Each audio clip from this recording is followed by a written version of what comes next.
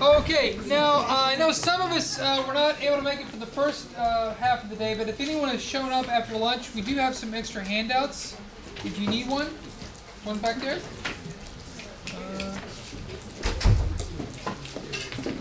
Just one? Two? Three? All right. Okay. So I hope your brains are not too overwhelmed, but I think what we're going to be learning in these next two classes are going to be some really interesting and helpful ways to use and manage your brain's energy in some very effective ways. And we are going to be talking about habits. Does anyone here have any bad habits, by the way? You have a habit. It's called denial. No, just kidding. No, but we all have bad habits. We all have bad habits. But the problem with habits is most of the time we even forgot that they're a habit. Right? Because that's what habits are. Habits you don't necessarily keep remembering that you do. You just kind of fall into a pattern. That's how it works. But what's really interesting is now there's a lot of amazing studies of how habits are actually formed and how they can be changed. And this is something I hope will really encourage all of us. But first, let's look at a really cool quote that, by the way, in your booklets, I'm very sorry, but it was late at night, and somehow I misspelt the word "so" 4 times. Can you believe that? So anyway, but here's the quote by Ralph Waldo Emerson that I thought is so cool. Sow a thought, and you reap an action.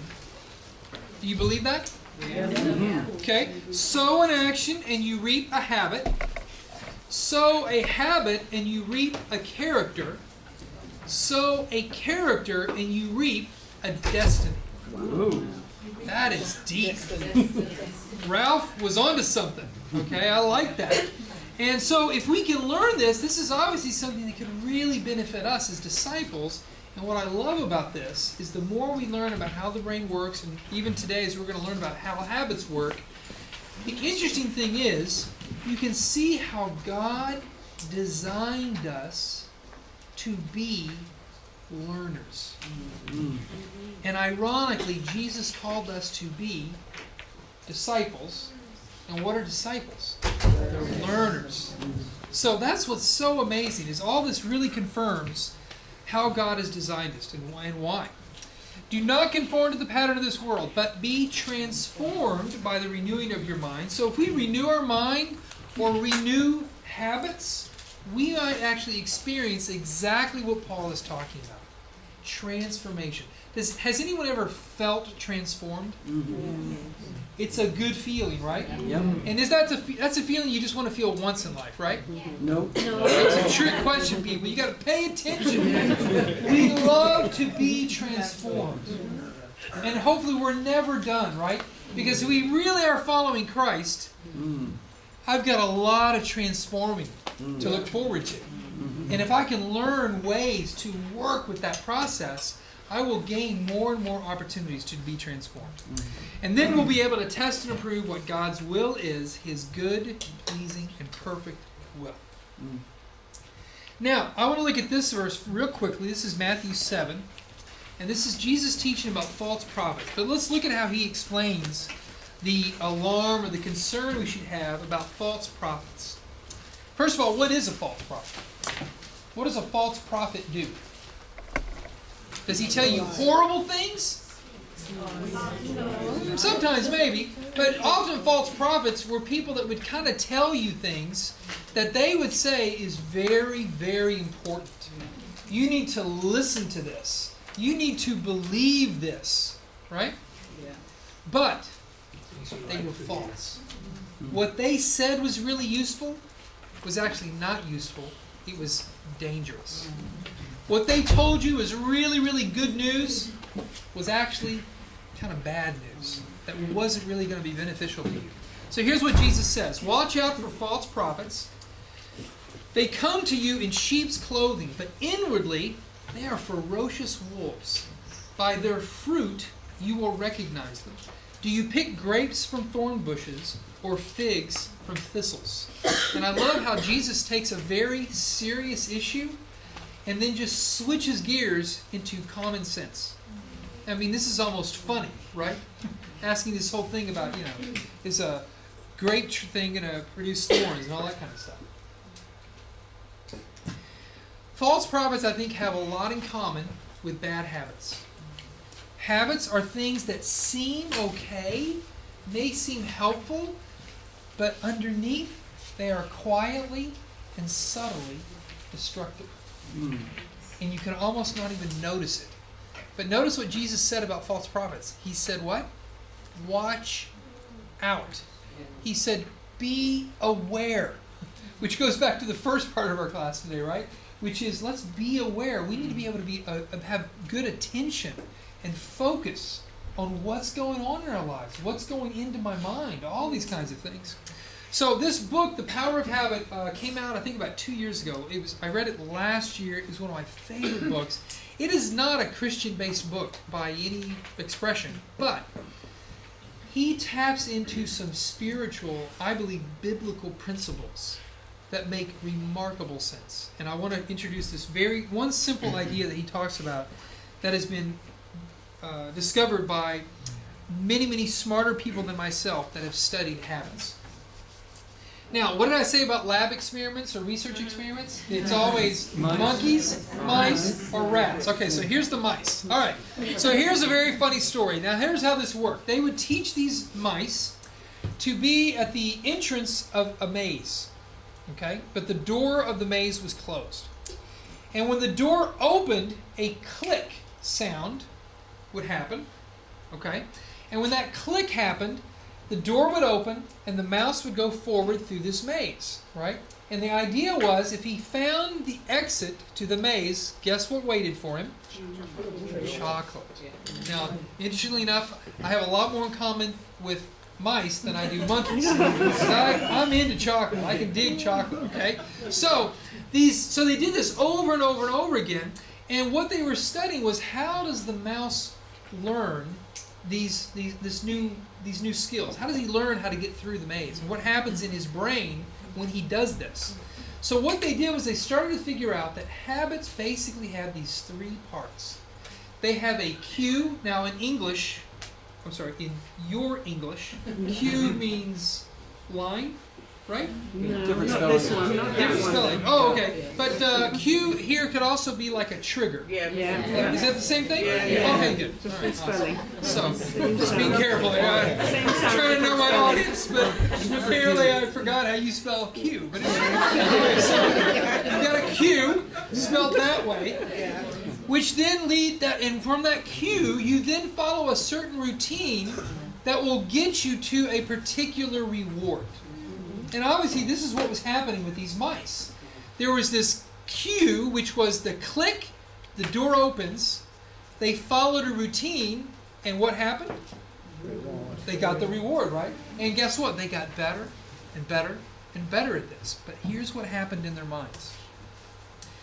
They followed their activity levels, okay? Now, the first few rounds, when this mouse was trying to figure out how to get through that maze, you can see at the click, there's a little spike of activity level, right? Because the brain's like, whoa, what was that? Something happened. Then it's working through that maze, and it goes through the first section, still got some activity level there. Second part of the maze, still some pretty high activity level. Now, by the way, you guys have been paying attention. What part of the brain is active when the mouse is trying to figure out how to get through the maze? Which part of the brain do you think? Bingo! Prefrontal cortex, right? Because at every turn, he's making a decision. Okay, I gotta go left. Oh wait, no, let's go right. So he's making all these decisions, which means his brain is working, right? Then he gets all the way to the end of the puzzle, and there's that Reward. chocolate. Now, what part of the brain is working? Limbic. Do you see? You get it, right? Yeah. So here's the click. Then PFC is trying to figure out this routine. And then the routine leads to this reward, and boom. Now the reward center gets activated. But do you see what happened? After the mouse did this several times, went through the same process, but look at the activity level in the brain. In the middle of the maze, the activity level started going down. Does anyone have any ideas why? Haven't memorized things. Here's what happens.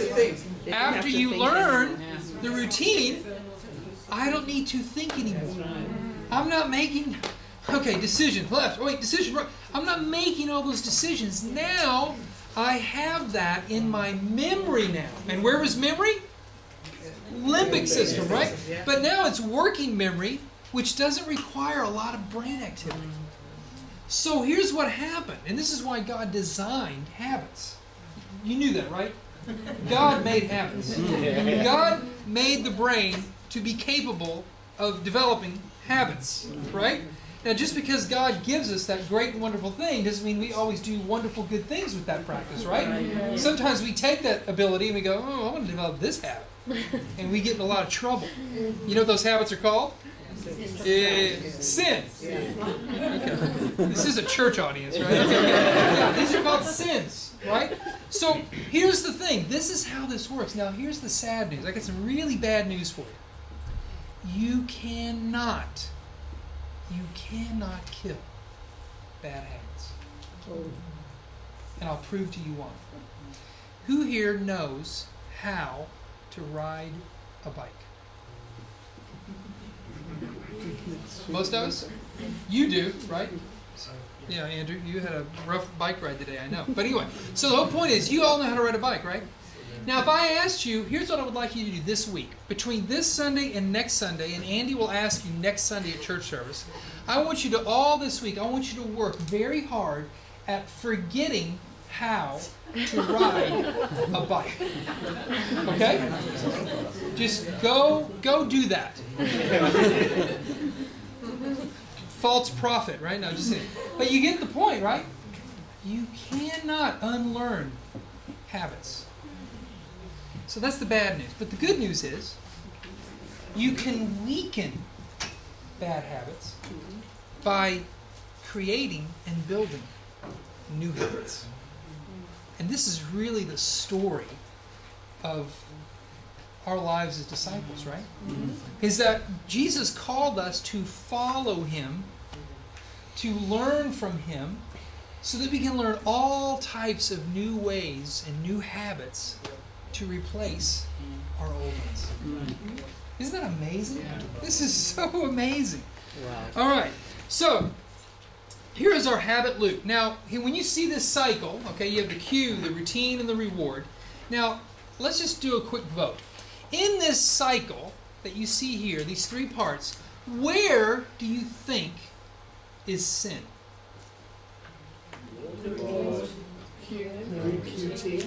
Okay. Okay. Very good. I kind of quickly went to sin. But that would be wrong. Sin is the routine that gets to a reward. See, and by the way, this is very important to understand. You know why? Because this will greatly change the way that you fathom God.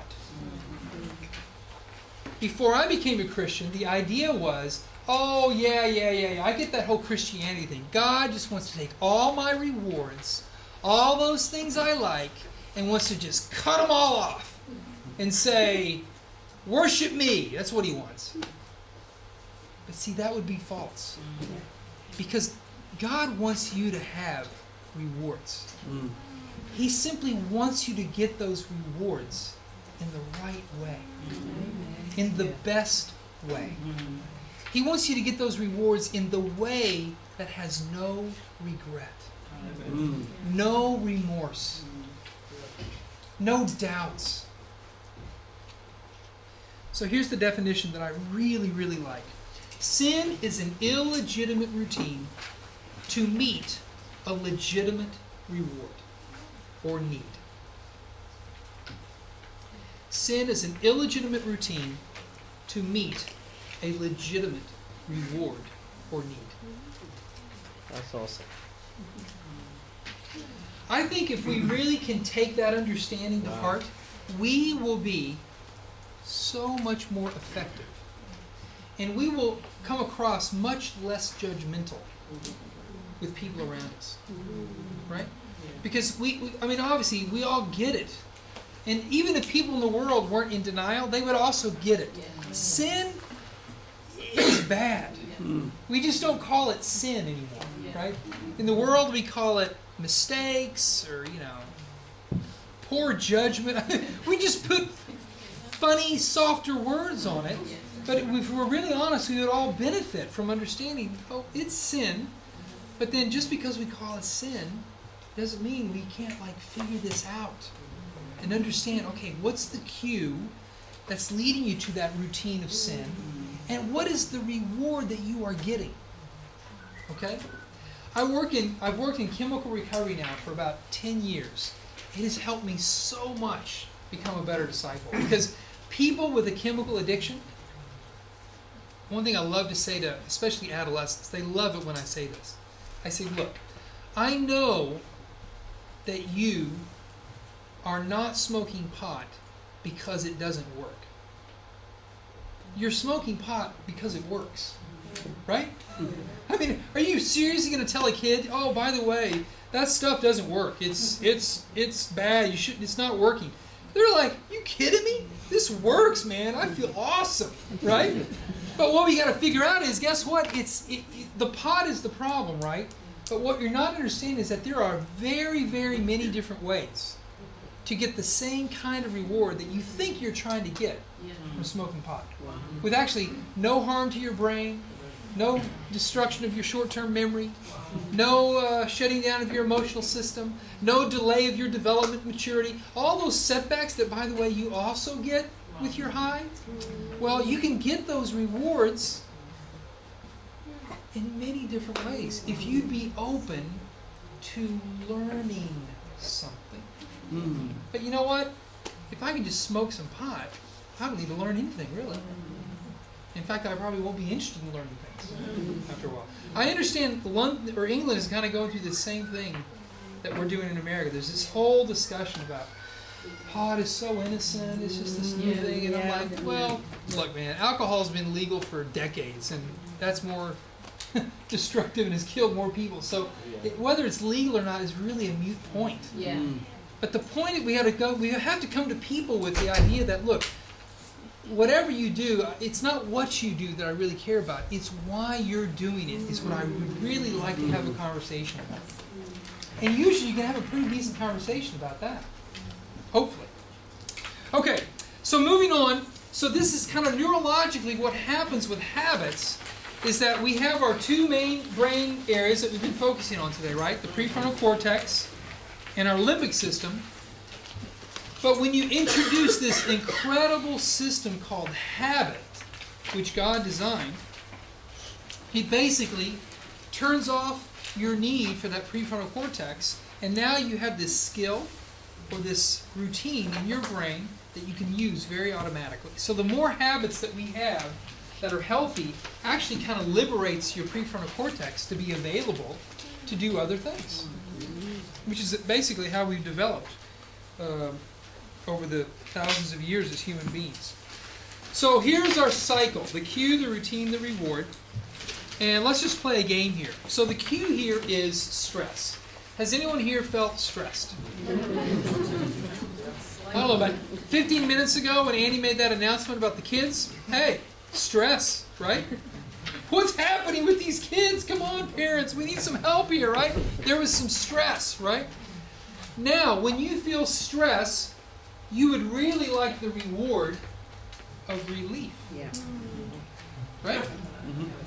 I mean, we're all probably different, and I want us to all think about that. What is the reward I really want when I'm feeling the cue of stress? But I'm just going to go with relief for now, if that's okay. Yeah. You guys all right with that? Yeah. Okay, so here we go. What do you think? Yeah. Does that work? Yeah. Yeah? It'd be nice right now, right? Okay. What about that? Pass it on. Okay, I'm serious. Now, we laugh, but honestly, that works. You're stressed out. You haven't been dealing. And then finally, stop it, right? You yell. And why are you yelling? Because you want that reward.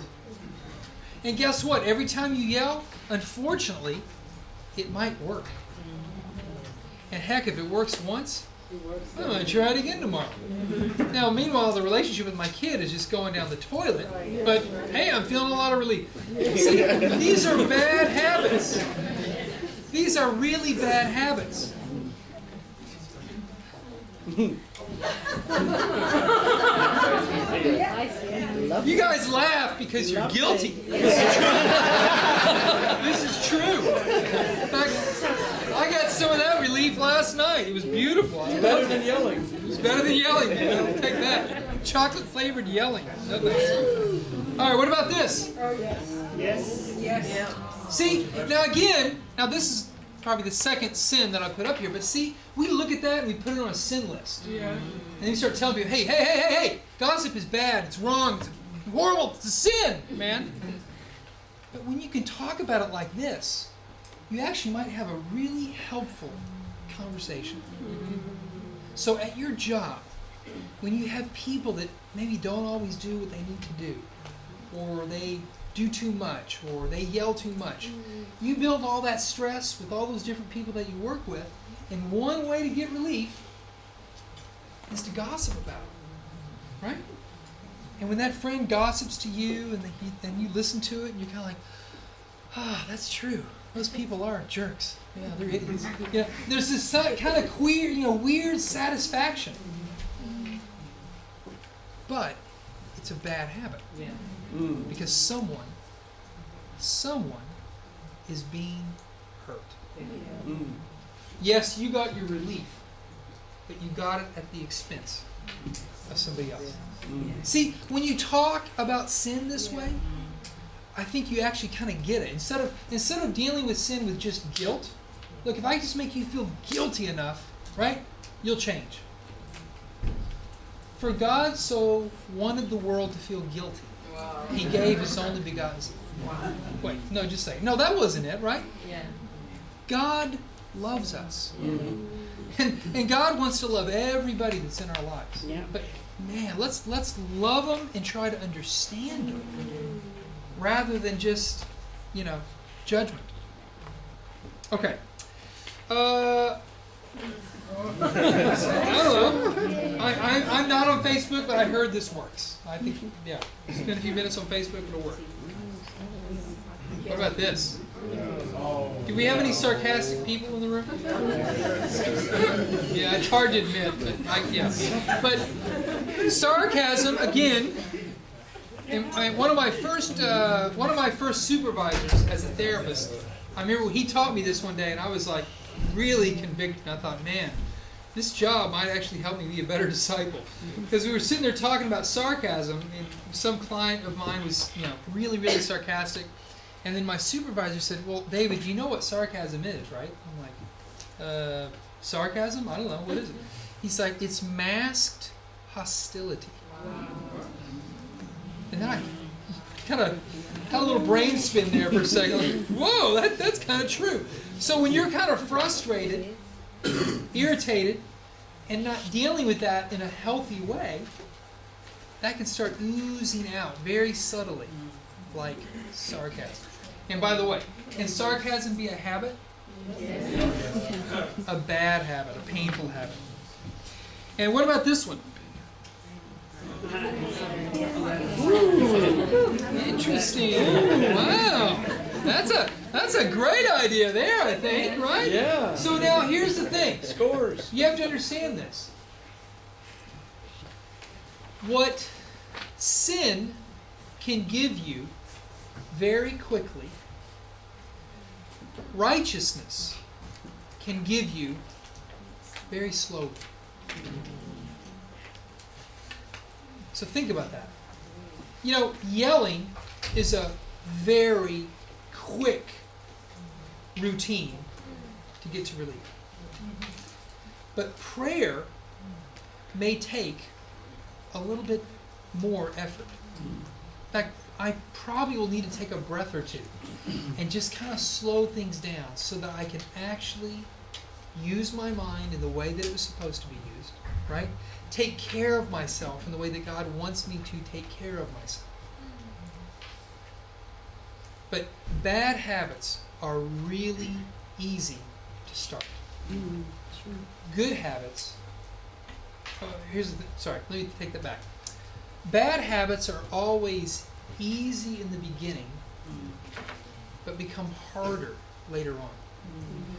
Good habits are hard in the beginning, but get easier over time. That goes back to what Ralph was talking about, Ralph Waldo Emerson, right? When you start sowing those better habits that take a little bit more time and a little bit more effort, you start developing character. But what do bad habits do to character? They harm character. They prevent character, right? Okay, so now from the research, they have now determined that there are basically 5 different types of cues that you can pin on just about any habit that the human brain can develop. Time of day, certain places, certain people, a certain emotion, or completing a task. Okay? Or some habits actually might be a combination of these cues, right? There may be a certain group of people at a certain time of day that you spend time with that will produce some type of, or be a cue for a particular kind of a habit. Does anyone around 4 o'clock on Sundays have a particular routine? Running. Or running the church. I don't know what you do here. Okay. So the thing is, so this is how I want to help you. I want you to think about maybe some of your bad habits. In fact, if you want to do this, you can even think about some of your good habits, right? But start getting this 3-step process figured out in your mind. What are your cues, right, that are happening right before that bad habit or that good habit? You know, are there certain things that you do in the morning? Are there certain things that you do later at night?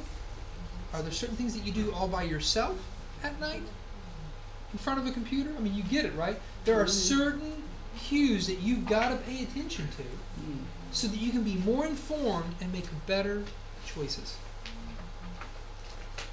Okay. Now, have many of you heard of Alcoholics Anonymous? Yeah. You've heard of it, right? Okay. Now, in fact, I think in your booklets on the last page I included the Serenity Prayer, which I think still is a masterpiece that has just benefited many, many millions of people. But the story about AA is a remarkable one. It was started in America. You're welcome.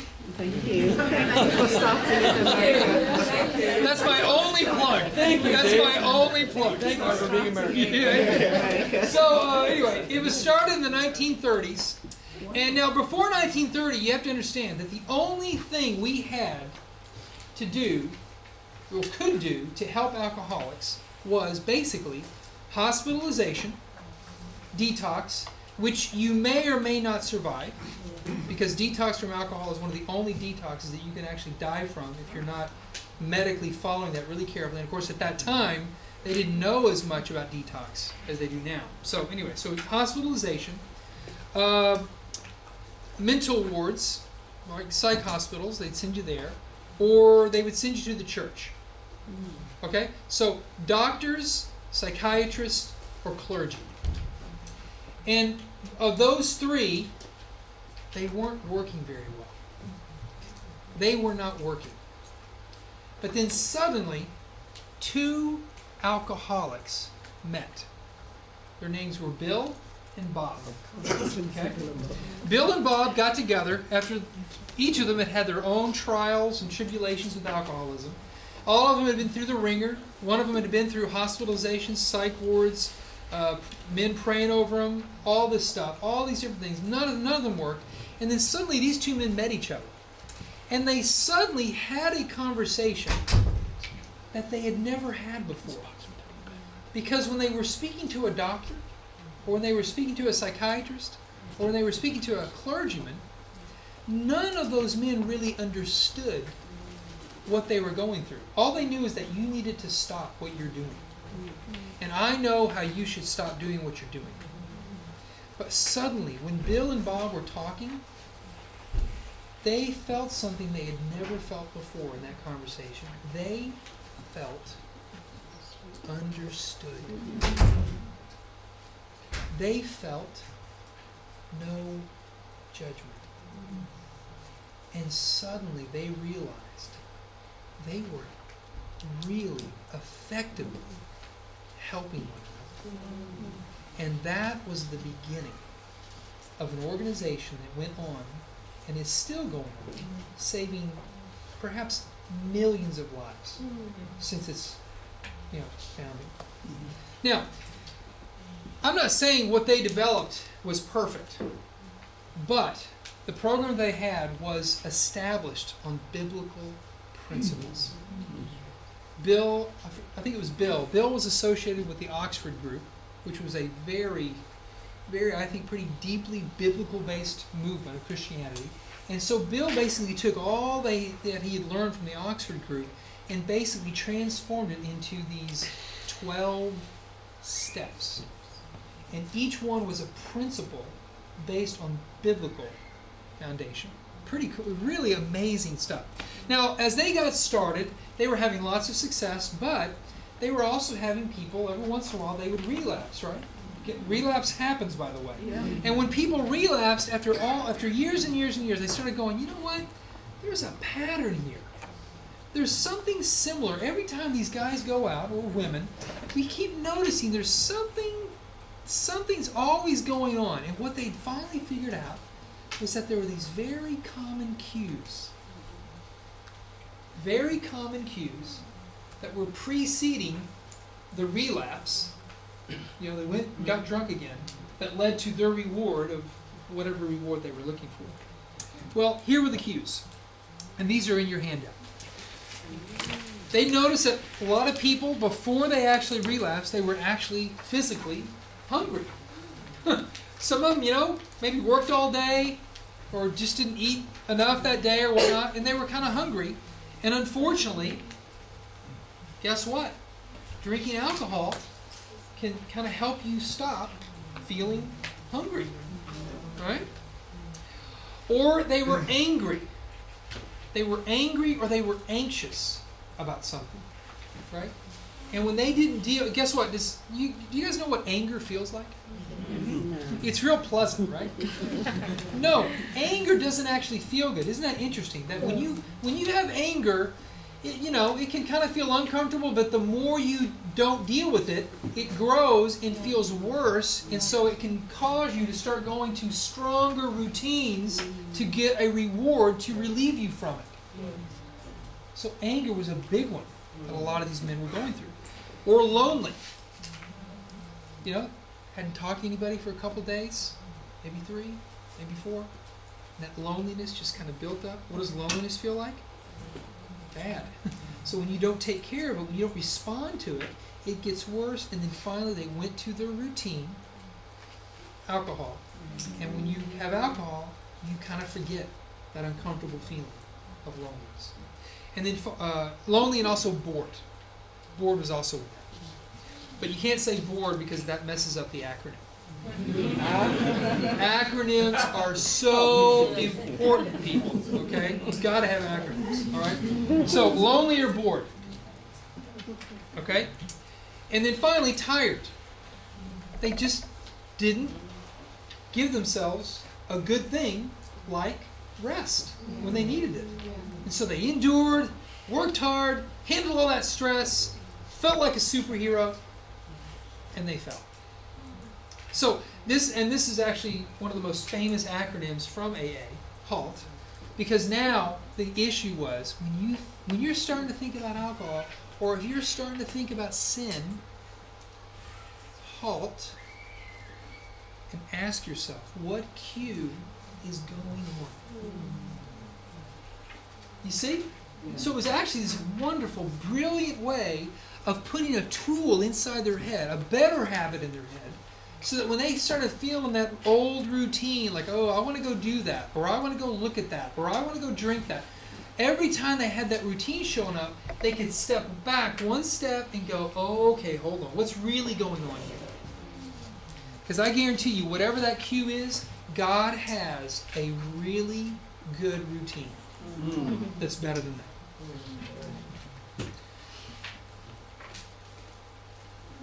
And so in the recovery world, which interesting enough kind of parallels, I think, our church world a lot, they realized that alcohol was the routine that obviously these men were going to, and then they started realizing they could replace them with prayer, one of which is the Serenity Prayer in the back of your text, is one that's very, very famous thanks to Alcoholics Anonymous. Calling somebody, reaching out. This is stuff that we believe in, right? Serving. People realize that the same cues that used to lead me to trouble, now these same exact cues, these same exact problems that I had before, now I switch and serve someone, right? Or reach out to someone, and I get some of the same rewards that I used to get with sin. Or whatever my, sin of choice was. And then finally, rest. God wants us to have rest. Okay. So, likewise, every good tree bears good fruit, but a bad tree bears bad fruit. A good tree cannot bear bad fruit, and a bad tree cannot bear good fruit. Every tree that does not bear good fruit is cut down and thrown into the fire. Thus by their fruit you will recognize them. Here's the habit application of this very profound teaching that Jesus just gave us. Watch out for your habits. Because they come to you in the form of comfort, innocence, convenience, but inwardly they are ferocious and destructive.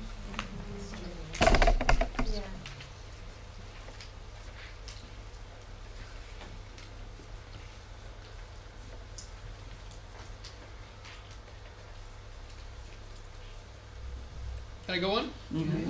All right. Every good habit will bear good fruit, but a bad habit is going to bear bad fruit. A good habit cannot bear bad fruit, and a bad habit cannot bear good fruit. Every habit that does not bear good fruit is useless. So this is why we need to be aware. What are the habits that I have? And let me evaluate them. Maybe, and believe me, I hope you understand that. I hope you're learning a lot right now, not just about bad habits, but I hope you're also learning something about some of your good habits. Because a lot of your good habits we need to be thankful for.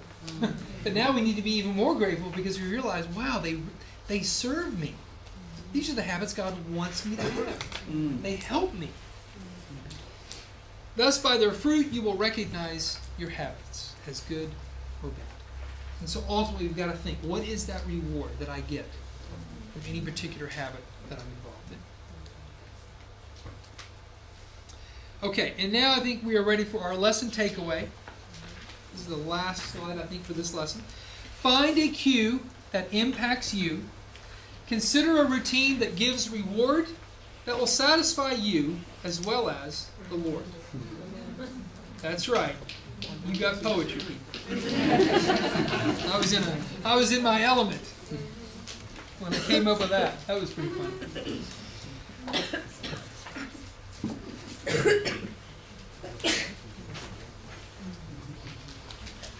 Okay, do we have all the fill-ins? All right. So now we are going to take a 10-minute break, and my same request as in the morning. Please, with the person sitting next to you or whoever you came with today, please just discuss at least one or two of these discussion questions, because the conversation that you have right now will actually help reinforce really well all the ideas and things that we just talked about in this class. Okay? So, Have a great break, and I will see you in 10 minutes.